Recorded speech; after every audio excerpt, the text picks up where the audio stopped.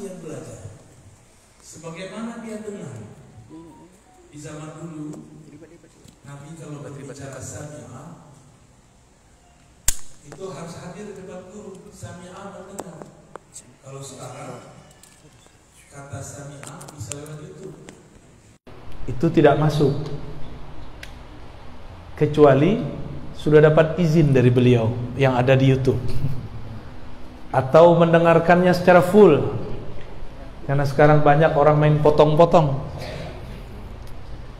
Syekh Yusri, Syekh Ali Jum'ah melarang belajar lewat YouTube kecuali videonya full. Tapi kita kan senangnya yang dipotong-potong 10 menit. Ya. Jadi kalau belajarnya full lewat channel yang resmi, itu beliau izinkan. Dapatlah sami'a min ba'id, mendengar dari jauh. Tapi kalau zaman dahulu sami'a harus datang kepada ahlinya. Seperti yang sering saya sampaikan, Imamun al-Bukhari dari Bukhara, Uzbekistan, datang ke Makkah sekedar mendengar hadis innamal a'malu binniyat. Padahal hadis itu beliau sudah dengar di Uzbek. Cuma beliau ingin mendapatkan riwayat ahli Makkah, murid dari Imam Asy-Syafi'i, Imam Al-Humaidi. Dulu Imam Muslim juga begitu, berguru kepada Al-Qa'nabi, orang Makkah. Al-Qa'nabi jika Humaidi murid Syafi'i, Al-Qa'nabi murid Malik. Atas dasar itulah Imam yang bernama As-Subki mengatakan mazhabnya Bukhari lebih dekat kepada mazhab Imam Syafi'i. Kenapa? Sebanyak itu murid-murid guru-guru yang lain, tapi dia dahulukan riwayat Imam Humaidi, murid daripada Imam Syafi'i. Mereka datang dari Uzbek ke Mekah, jauh gak? Jauh ya. Rusia ke Saudi, jauh gak? Jauh, hanya untuk mendengarkan satu hadis. Karena dengar satu hadis dapat satu cahaya, nadrah. Dengar dua hadis dapat dua cahaya. Dengar tiga hadis dapat tiga cahaya. Begitulah para ahli hadis zaman dulu berguru. Tapi sekarang mereka mengatakan baca Sahih Bukhari aja, gak usah berguru. Itu pengkhianat Imam Bukhari. Mereka telah berkhianat kepada penulis kitab Sahih Al-Bukhari. Imam Bukhari berguru, sedangkan dia tidak berguru. Inilah makna nadarallahu mra'an sami'a maqalati. Maka orang-orang yang di pesantren, jika benar dia talaqtinya, ngaji kepada gurunya, itu wajahnya bercahaya. Cahaya di situ artinya adamul huzni, tidak ada kesedihan yang berarti. Dia tahu cara menghadapi hidup. Ini santri-santri ini, walaupun di rumahnya kaya, tapi kalau kita bawa makanan itu berebut. Dan asik, melihat santri berebut tuh asik. Benar gak? Benar dek? Walaupun di rumahnya bisa makan 4-7 kali, tapi di sini 3 kali ya, tentu. Kita bawa makanan gorengan, habis dalam sekejap. Bawa rambutan, habis. Betul-betul bahagia mereka hidup ya. Di saat ini seumur kalian nih lagi asik main game, di sini ngaji. Coba bayangkan, seumur kalian asik main game, nanti kuliahnya jadi apa? Nanti remajanya dia jadi apa? Dewasanya jadi apa? Kalau seumuran saya nonton-nonton main game udah nggak masalah, ngajinya udah beres, ya. Ngajinya dulu udah lama, dari umur saya seumur kalian sampai saya selesai S3 saya ngaji, sampai sekarang pun masih ngaji, nggak ada berhenti ngajinya, sampai mati kita jadi santri, ya. Sampai mati kita jadi santri. Santri itu artinya pembelajar, dan Nabi mengatakan la yashba, tidak akan pernah merasa puas seorang mukmin terhadap hal-hal yang disebut kebaikan, yaitu al-ilm, ya, nggak akan pernah puas. Lalu bagaimana dengan kondisi kita sekarang di Indonesia khususnya. Indonesia khususnya ini sedang dapat ujian, tapi sebenarnya itu hadiah. Mulai muncul pesantren-pesantren abal-abalan. Gak jelas sanad di mana, bikin pesantren. Gak jelas ngaji Qur'annya di mana, bikin rumah tahfiz. Kita nih gak berani buka klinik kedokteran kecuali kita seorang dokter, betul nggak? Bidan nggak berani buat klinik melahirkan kecuali dapat izin. Dia nggak dapat izin dari siapa-siapa buat rumah tahfiz, kecuali dia bekerja sama dengan seorang ulama. Tapi ulamanya pun asal comot, yang sesuai dengan nafsu dia. Mentang-mentang duit banyak, nggak mau bantu kiai lagi, buat aja sendiri, ya. Maka banyaklah hari ini rumah-rumah tahfiz tidak bersama. Orang kalau buka rumah suluk boleh nggak tanpa ijazah? Nggak boleh. Apalagi Quran. Adakah yang lebih mulia dari Quran? Itulah kalam dari para imam kita. Laulal isnad, kata Imam Ibnul Mubarak, laulal isnad laqala man syaa ma syaa. Kalau bukanlah karena sanad guru, silsilah berguru, semua orang akan berbicara suka-suka dia. Karena orangnya enggak berguru, dia bilang, enggak usahlah berguru. Saya ketemu seseorang tamatan SMK. Dia lihat ustadz yang khutbah selama ini enggak berkualitas. Lalu dia mulai baca-baca buku Fadilah Amal. Dia bukan jemaah tabligh juga. Baca buku Fadilah Amal, apa kata dia? Ini sebulan aku baca nih, aku jadi ustadz juga nih. Emang gampang jadi ustadz. Padahal kalau di Aceh, di Medan, kalau mau jadi khotib gimana? Harus tengku dulu ya. Kalau nggak jadi tungku aja dia.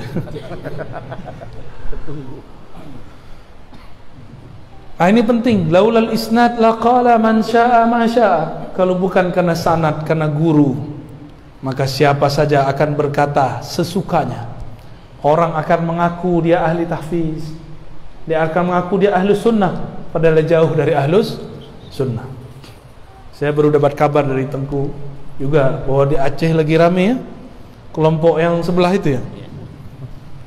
Kalau Syiah katanya udah berhasil dibubarkan, nyusup itu. Tapi kalau Wahabi pakai mantik pun nggak akan habis. Wahabi itu hancurnya nggak akan ada kecuali Imam Mahdi sudah ada, ya. Karena mereka ini tidak percaya dengan zuriat Nabi, nggak percaya dengan habaib, padahal Imam Mahdi dari kalangan habaib. Kira-kira nanti kalau Imam Mahdi muncul mereka percaya nggak? Nggak percaya, ya. Muncullah Dajjal nanti. Dajjal itu saktinya bukan main. Dia bilang hujan, hujan. Dia bilang gak hujan, gak hujan. Maka nanti beberapa tahun sebelum dia keluar, itu akan terjadi paceklik luar biasa di alam semesta. Di saat itulah banyak orang jadi putus asa kepada Allah. Tiba-tiba muncullah selama 40 hari 40 malam Dajjal. Apa yang dia ajarkan? Diberikan kesaktian, diberi makan semua orang, lalu ujung-ujungnya mereka menyembah kepada Dajjal. Sekarang kalau kita berdakwah karena fulus, siap-siap nanti jadi pengikut Dajjal. Taiba abdud dinar, sungguh lelah hamba-hamba duit. Saya ini kalau ke Medan karena duit saya capek, tapi kalau karena Allah saya nggak capek. Gitu. Tengku kita ini kalau ngajar karena duit itu lelah pasti. Tapi kalau ngajarnya karena Allah, pasti dia akan selalu ada rohatnya dalam dirinya, ya. Sekarang banyak pesantren sudah dia juga bingung kayaknya. Mungkin kiainya tidak pakar juga banyak ilmu. Dia gantilah kitab akidahnya menjadi akidah kelompok sebelah. Jangan-jangan di Aceh sudah mulai muncul. Di Medan sudah mulai muncul. Udah mulai ya. Kitab yang diganti itu kitab tauhidnya, ya, Saleh Fauzan. Itu mulai dipakai. Padahal kitab itu berbahaya sekali. Salawat anak-anak ini nanti disebut bid'ah, disebut menyerupai Nasrani, karena Maulid Nabi Sallallahu Alaihi Wasallam. Banyak PR kita nanti nih. Maka saya senang sekali para tengku kita ini masih mau duduk. Ini santri-santri ini berat telur. Kalau tidak dijaga terus oleh induknya 21 hari, maka telurnya masuk angin. Kalau santri berapa tahun, Tengku? Minimal 6 tahun. Itu masa kalian nanti menetas ilmunya. Nanti menetas insya Allah. Kalau tengkunya sering keluar-keluar seperti saya ini, kan sering keluar-keluar, maka nanti masuk angin lah. Jadi kita bagi-bagi tugas. Ada yang keluar-keluar, ada yang tetap di pondok, ya. Yang di luar ini manas-manasin yang di dalam. Ya, biar tetap semangat di dalam. Tapi saya nggak tahu juga ke depan bagaimana. Apakah nanti saya juga akan bermukim di satu tempat, ya? Karena selama ini saya lama di pesantren terus keluar. Ini baru 2 tahun riwa-riwi setelah keluar. Tapi kemudian kita buat pesantren virtual, pesantren bid'ah, pesantren al-yutubiyah. Bapak Ibu yang makan Allah, adinda, para santri, kita sebenarnya punya sanad yang sama. Jadi jika tadi Tengku Abdul Aziz, apa namanya? Abun Abdul Aziz berguru kepada Syekh Mudawali. Saya punya guru namanya Syekh Hasan Basri. Syekh Hasan Basri berguru kepada Syekh Zakaria Labaisati. Syekh Zakaria murid dari Syekh Mudawali. Jadi kita ini masih bersaudara. Saya juga punya guru yang lain, ya, di Kampar namanya Syekh Ali Syarbini An-Naqsyabandi juga, ya. Dua-duanya mursyid ini. Mereka juga ngambil dari Syekh Zakaria Labaisati. Syekh Zakaria Labaisati ini nganggap Abuya itu gurunya, tapi Abuya nganggap beliau temannya. Karena yang bisa mendebat beliau di antara orang Padang Panjang waktu itu cuma, ya, bukan di Padang Panjang, ya, daerah Malalo namanya. Itu cuma beliau. Yang lain tepar semua, yang lain kalah semua. Nah, beliau ini juga ahli mantik. Tapi dia melihat mantiknya Syekh Mudawali lebih dahsyat. Maka dia pernah beberapa saat ke Aceh, tempat Syekh Mudawali. Dua-duanya mursyid, dua-duanya ahli mantik. Maka saya dulu belajar mantiknya juga kepada murid beliau, Abuya Hasan Basri, ya. Itu lama saya dulu sama beliau. Setiap Selasa malam Rabu kita ngaji kepada beliau. Jadi adik-adik ini jatuhnya apa nih?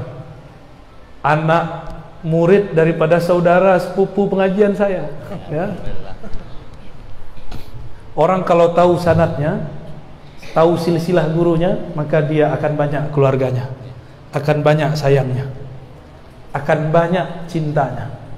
Maka ketahuilah, pelajarilah sanad-sanad ilmu, kita akan banyak berkawan dengan orang lain. Tapi kalau nggak tahu sanad ilmu, apa yang terjadi? Oh, kejadian seperti di beberapa pesantren. Dia ejek pesantren yang lain, ternyata pesantren itu pesantren guru daripada pendiri pesantrennya. Nah, semoga itu tidak terjadi, ya. Ya. Di sini belajar kitab Ta'limul Muta'allim. Alhamdulillah. Nah, itu wajib dipelajari untuk seorang santri. Walaupun tidak semua di dalamnya wajib diamalkan, tapi nilainya harus diambil. Nilainya apa? Beradab kepada guru. Sayyid Muhammad Alawi Al-Maliki ditanya, yang lebih engkau cintai, murid yang pintar atau murid yang beradab? Apa jawaban beliau? Murid yang beradab. Kalau murid yang beradab itu pintarnya sudah mengalir dalam adabnya. Kalau pintar sombong, ada nggak pintar sombong? Itu belum pintar. Masa orang pintar sombong? Orang pintar itu beradab. Orang yang jahil lah yang tidak beradab. Orang jahil lah yang sombong. Tadi dikabarin Tengku juga kalau di sini ada suluk 10 hari ya. Setiap 10 terakhir Ramadan. Ini luar biasa. Dulu kami dapat kabar dari guru-guru kami, jika selesai madrasah 7 tahun, dulu di sana 7 tahun, maka disuruh untuk bersuluk 40 hari atau 10 hari. Sampai sekarang itu masih ada di Kampar. Di Kampar negeri 1000 suluk itu kalau di situ ada santri mulai dari kelas 5 bahkan setiap Ramadan 10 hari suluk. Jadi dia keluar dari pesantren, dia sudah punya ilmu zahir dan ilmu yang batin, sudah punya ilmu syariat, tarekat, hakikat, ma'rifat. Maka keluarnya pun ada kekuatan luar biasa. Semoga nanti santri-santri yang dewasa juga dapat ilmu thariqah ya. Amin ya rabbal alamin ya. Tidak ada namanya belajar thariqah gila, nggak ada. Nggak ada belajar thariqah itu gila. Yang gila itu orang gila, belajar thariqah tetap gila dia. Ya. Terakhir yang mau saya sampaikan ya. Guru kami, murid-murid Syekh Yasin mengatakan, kafa li talibil ilmi falahan, cukuplah keberuntungan, kesuksesan ada pada penuntut ilmu, ayyakuna ismuhu tahta ismin Nabi sallallahu alaihi wasallam, bahwa nama dia ditulis di bawah nama Nabi Muhammad sallallahu alaihi wasallam. Dan itu tidak mungkin kecuali kita berguru. Kita bilang guru saya fulan, fulan berguru kepada fulan, fulan berguru bersambung kepada Rasulullah SAW. Nabi di atas, nama dia di bawah. Cukuplah beruntung orang ini jika nama dia tertulis di bawah nama Nabi Sallallahu Alaihi Wasallam. Semoga nanti Tengku buat tuh sanad ya, sanad dari Syekh Abdul Aziz, dari Syekh Muda Wali, terus sampai ke atas, dibuat, dipajang di ruang aula atau di tempat yang perpus, biar santri-santri tahu, oh ini sanad guruku, berarti aku di bawah nama beliau. Itu sudah cukup. Nanti Rasulullah akan tanya, mana muridmu? Si guru nyari muridnya, murid nyari muridnya, murid nyari muridnya. Begitulah sampai kiamat. Mereka datang pada hari kiamat berbondong-bondong, zumara, seperti rantai, musalsalan, seperti rantai. Maka karena kita berguru, nanti akan ada murid tua ngomong gini, saya ngelihat kamu mengajar, saya seakan melihat guru kita yang ngajar. Pernah gitu nggak? Jadi saya sering kalau pulang kampung, saya ngajar di hadapan murid-murid Syekh Abuya Hasan Basri. Apa kata murid-murid beliau? Saya melihat bukan engkau tadi, tapi yang saya lihat Abuya Hasan Basri. Orang kalau berguru begitu, karena dia tahu ini bukan gaya Ar-Razi, ini gaya gurunya Ar-Razi. Itu yang disebut di hadis tadi, fa'addaha kama sami'aha. Dia mampu menjelaskannya sebagaimana dia mempelajarinya. Maka yang murid-murid itu nanti akan bergetar menangis. Kenapa? Rindunya terobati kepada gurunya. Itulah yang terjadi pada sahabat Abu Bakar, Umar, Utsman, Ali, para sahabat Abu Darda, Abu Zar, ketika Sayyidina Bilal baca asyhadu anna Muhammadar Rasulullah, semua menangis, beliau pun pingsan karena teringat Rasulullah ada di hadapan. Rasulullah ditunggu-tunggu setiap 5 waktu. Sungguh beruntung orang berguru, hatinya lembut, sangat lembut sekali. Sungguh beruntung orang punya sanad, hatinya tidak pernah keras. Kalau dia ngajar pun tidak pernah penat. Karena dia kalau lelah, dia cukup ingat gurunya. Gurunya semangat dulu ngajar, maka dia semangat lagi. Semoga semua yang hadir rela mengatakan dirinya, saya murid dari Syekh Fulan, Ustadz Fulan, Tengku Fulan, sehingga nama dia ada di bawah nama Nabi Muhammad sallallahu alaihi wasallam. Niatkan di hati, saya ingin berguru kepada Tengku, berguru kepada Buya, kepada Syekh, Tuan Guru, maka Allah akan kumpulkan kita nanti bersama mereka. Almar'u ma'aman ahabba, seseorang bersama dengan yang dia cintai. Kirim-kirim Fatihah untuk guru kalau sudah wafat, kirim hadiah untuk guru yang masih hidup, ya. Kalau guru masih hidup, kasih hadiah, senangkan dia sudah susah ngurusin umat, ya. Kalau dia sudah wafat, suruh kirim Fatihah. Kalau masih hidup, kirim Fatihah. Ya begitu aja, ya. Jangan pikir-pikir kalau mau bantu guru. Mereka adalah wali-wali Allah di muka bumi, ya. Walaupun mereka bilang saya bukan, ya karena mereka memang tidak merasakan, enggak kepedean merasa dirinya wali. Itulah tawaduknya para masyayikh, para guru.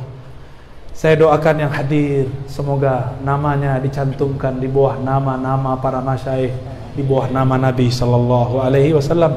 Tuba liman ra'ani wa amana bi, tuba liman ra'ani wa liman ra'aman ra'ani. Beruntung orang melihat, orang yang pernah melihat Rasulullah, atau yang melihat. Itulah sanad sampai sekarang. Pandanglah guru, pandanglah yang di belakangnya, Rasulullah sallallahu alaihi wasallam. Mungkin tidak ada tanya jawab, Tengku, ya. Saya mohon izin, ya, kita doa aja, ya. Kita kirimkan surah Al-Fatihah untuk guru-guru kita, Syekh Mudawali, Syekh Abu Abdul Aziz, juga para Tengku di sini, para masyayikh, pendiri ma'had, pimpinan ma'had, para guru-guru, para orang tua, para santri. Al-Fatihah. Alhamdulillah.